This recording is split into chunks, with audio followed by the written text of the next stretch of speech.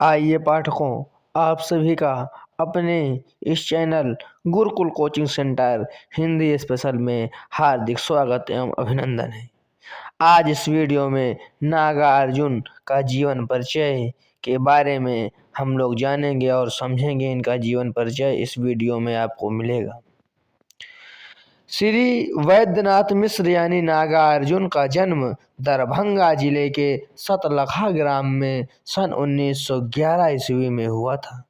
इनके पिता पंडित गोकुलनाथ स्वयं भी कवि और संस्कृत के विद्वान थे और माता उमा देवी थी, जिन्होंने नागार्जुन के शुरुआती जीवन और धार्मिक झुकाव में महत्वपूर्ण भूमिका निभाई।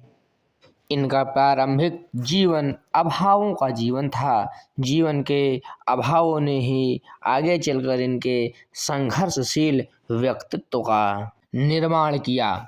व्यक्तिगत दुख ने इन्हें मानवता के दुख को समझने की क्षमता प्रदान की। इनके जीवन की यही रागनी इनकी रचनाओं में मुखर हुई।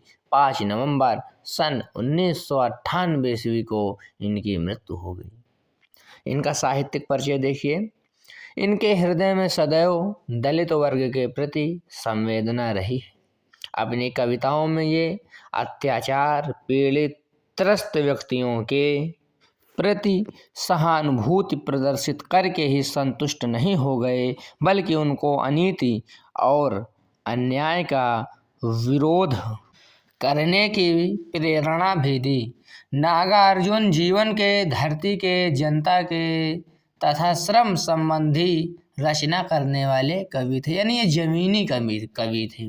दलितों के बारे में कविता लिखते थे, खेत खलिहान के बारे में कविता लिखते थे। इस प्रकार इनकी काव्य रचनाएं होती थीं।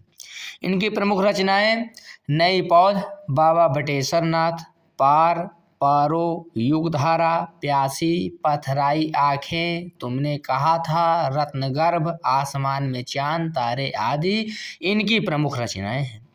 भाषा शैली इनकी देखिए। नागार्जुन की भाषा अधिकांशतः लोक भाषा यानी जन भाषा, सामान्य भाषा के अधिक निकट है।